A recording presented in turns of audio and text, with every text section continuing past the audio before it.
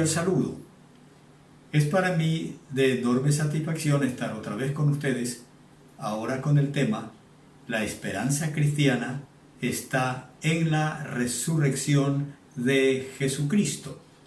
Para el efecto, quiero leerle en la primera carta del apóstol Pablo a los Corintios, en el capítulo 15 y el verso 22.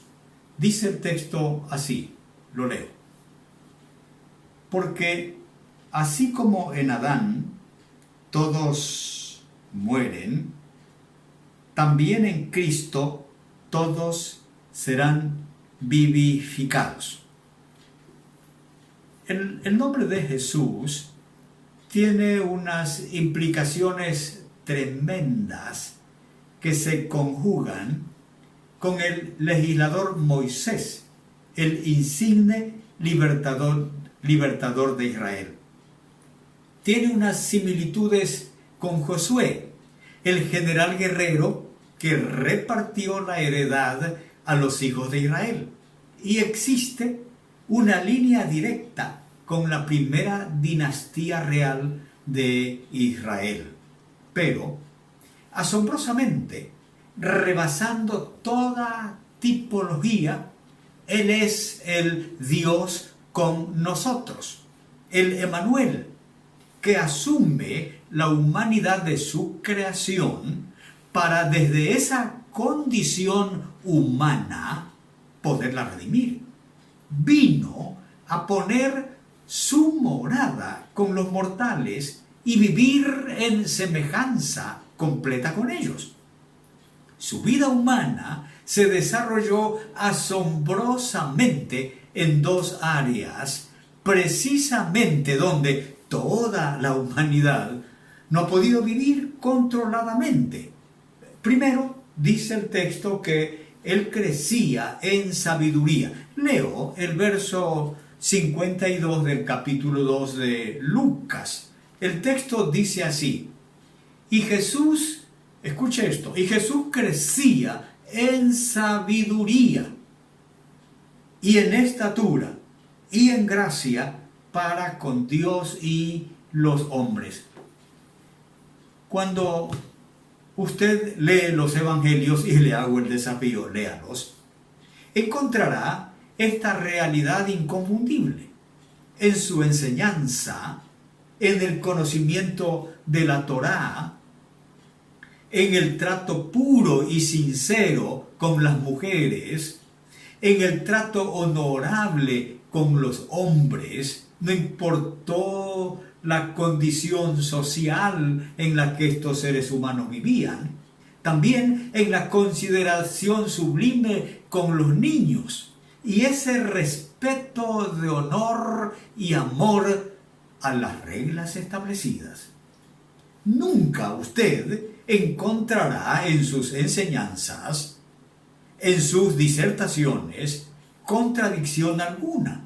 Se anticipó sin aspavientos al tiempo que vivía, profetizando eventos más allá de su espacio temporal y que hoy los vemos cumplidos y se seguirán cumpliendo a medida que el tiempo avanza. En la otra área donde, como le dije, la humanidad ha fallado, en su moralidad. El apóstol Pedro escribe en su carta en el capítulo 2, el verso 22 y el 23, lo siguiente. Ahora, Pedro convivió, Pedro fue un discípulo del Señor Jesucristo. Y él dijo lo siguiente: el cual, hablando del Señor Jesús, no hizo pecado, fíjese ese testimonio, ni se halló engaño en su boca, quien, cuando le maldecían, no respondía con maldición, cuando padecía, qué interesante esto, no amenazaba, sino encomendaba la causa al que juzga justamente, lo contrario de lo que hacemos los seres humanos. Sus contemporáneos, los que compartían con él la misma doctrina, contemplaron toda su trayectoria en su vida social y concluyeron que él era la persona que por siglos había esperado de Dios Israel para ser redimido. Pero de pronto la esperanza la han visto truncada. Porque en esos arrebatos mezquinos como seres humanos de políticas mal fundadas, al hombre de la esperanza, a Jesús, le quitaron la vida.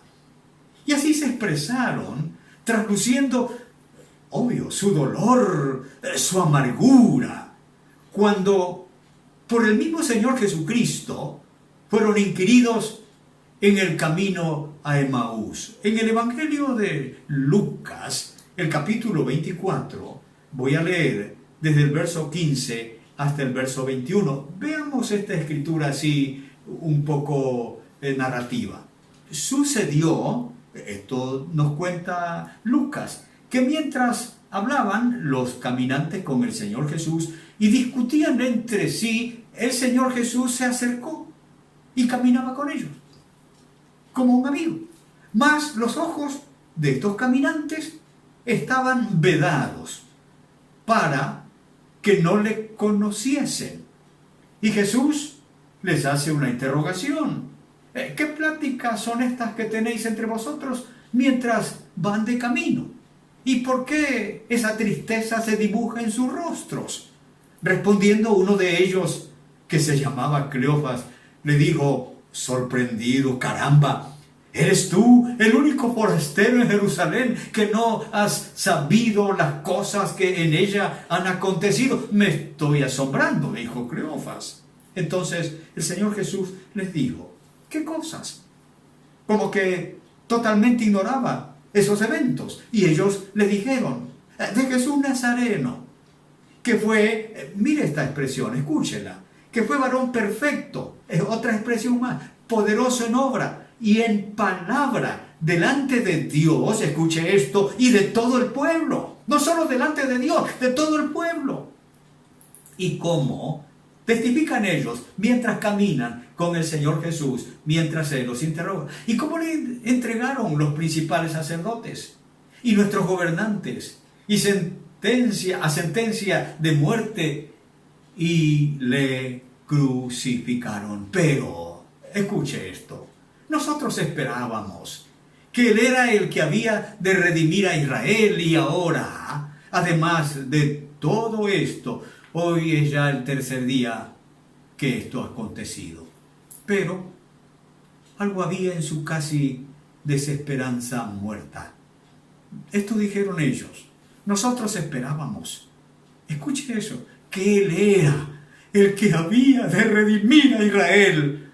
Y al renglón seguido añade, escuche esto, aunque también nos han asombrado unas mujeres de entre nosotros, las que antes del día fueron al sepulcro, y como no hallaron su cuerpo, vinieron diciendo que también habían visto visiones de ángeles. Y dijeron los ángeles que Él vive.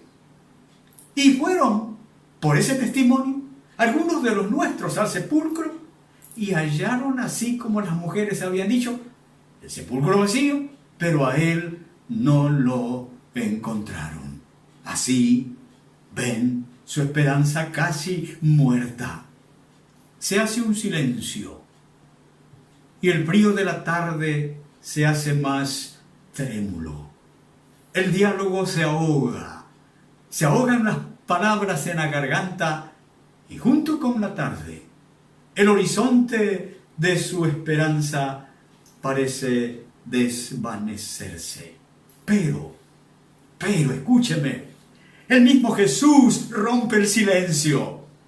Yo sigo leyendo el verso 25 y el verso 26. Entonces Él les dijo, oh insensatos y tardos de corazón para creer todo lo que los profetas han dicho. No era necesario, esto es importante que usted y yo entendamos, no era necesario que el Cristo padeciera estas cosas y que entrara en su gloria. Amigos, siendo él el maestro, lo lleva por todas las escrituras del Antiguo Testamento, para que comprendieran los hechos que entre ellos acababan de acontecer, que el Mesías tenía que morir. ¿Por qué? El Mesías tenía que morir porque de otra manera la redención nunca hubiera sido posible. Pero el Mesías no quedaría en la tumba, porque la muerte sería vencida por la vida. Y el Señor Jesús lo había expresado antes de su resurrección. Allí en la resurrección de Lázaro, en el capítulo 11 de Juan, el verso 25 y el verso 26, él dijo estas palabras: yo soy la resurrección y la vida. Escuche, el que cree en mí, aunque esté muerto, vivirá. Y todo aquel, está incluido usted, estoy incluido yo, y todo aquel que vive, es decir, hoy mientras respiramos, y cree en mí, no morirá eternamente. El apóstol Pedro, en ese discurso histórico, después del derramamiento del Espíritu Santo, afirmó la resurrección de Jesucristo con estas palabras. Mire en Hechos capítulo 2, el verso 22 al 24. Dice de este modo: varones israelitas, oíd estas palabras. Jesús Nazareno, varón aprobado por Dios entre vosotros, con las maravillas, prodigios y señales que Dios hizo entre vosotros por medio de él, como vosotros mismos sabéis. Esto es interesante. Hablando de Jesús, entregado por el determinado consejo y anticipado conocimiento de Dios, prendisteis y matasteis por manos de inicuos, crucificándole, al cual Dios levantó, sueltos los dolores de la muerte, por cuanto era imposible que fuese retenido por ella. Escúcheme, amigo mío, cualquier lector serio de esta escritura que acabo de leer puede comprobar que el público allí presente en ese discurso del apóstol Pedro es el mismo público que estuvo en el Gólgota. Y ninguno de ellos, escúcheme, ni religiosos ni gobernantes refutaron la acusación de su muerte.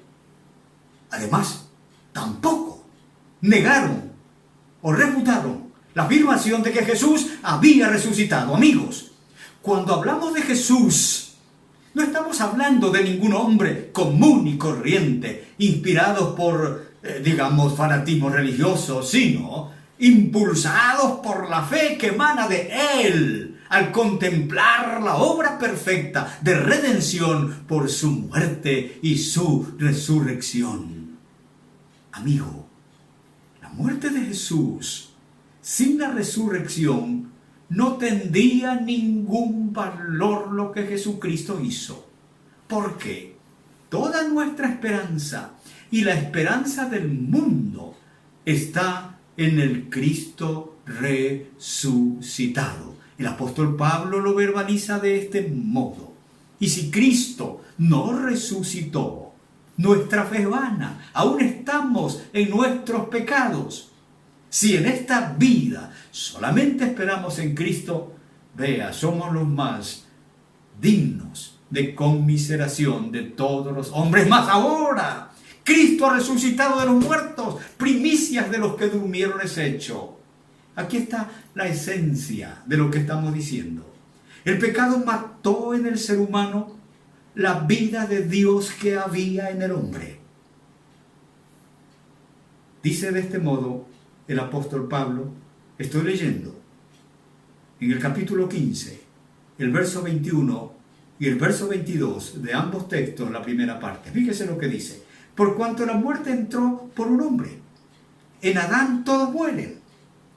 El Señor Jesucristo, para revivir la vida muerta en el hombre por causa del pecado, tuvo que dar la suya propia, que es la vida de Dios para que el hombre tenga la vida que perdió.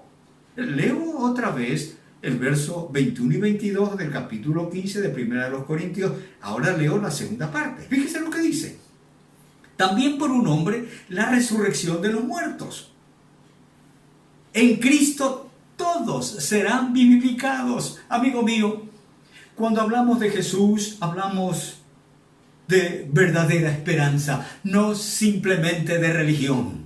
Hablamos de vida eterna, la vida de Dios, no de doctrinas arregladas a nuestro parecer. En Jesús tenemos la vida eterna. Sin Jesús tenemos la muerte eterna. Entonces la decisión no es de Dios de tener vida eterna.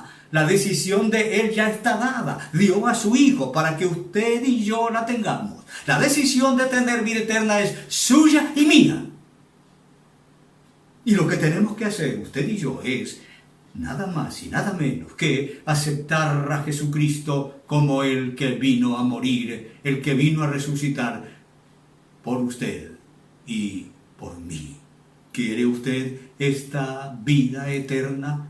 ¿Quiere usted a este Cristo que dio su vida para que usted tuviera la vida de Él? Digámoselo juntos en una oración, usted y yo.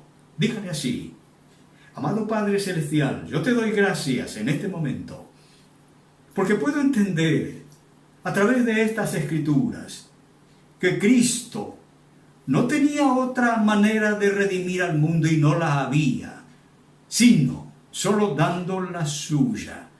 Y aún no podía haber redención total si de ese sepulcro no se levantaba.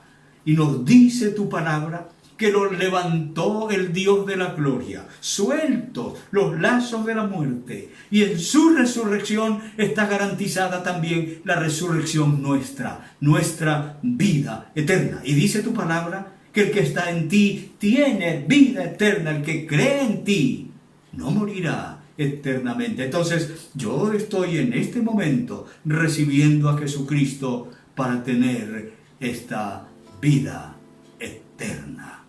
Amén. Muchas gracias, amigos. Que el Señor los siga bendiciendo. Amén. Mil veces te fallé, mas tú fuiste fiel. Tu gracia me levantó, me basta tu amor. Mi Dios eterno,